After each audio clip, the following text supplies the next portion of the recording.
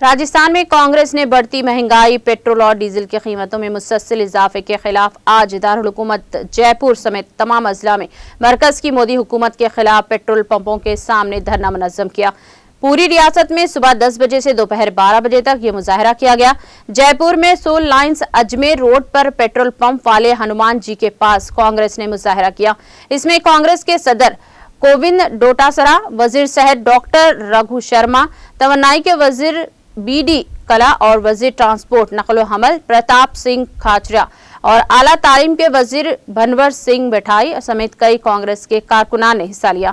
जयपुर में ही टोनक रोड पर वाक़े एक पेट्रोल पंप के सामने किए गए मुजाहरे में साबिक नायब वजीर आला सचिन पायलट और दीगर कांग्रेस के हर रहनुमाओं ने हिस्सा लिया। इस मौके पर मिस्टर डोटासरा ने कहा कि मोदी हुकूमत महंगाई और कोरोना का कहर रोकने में नाकाम रही।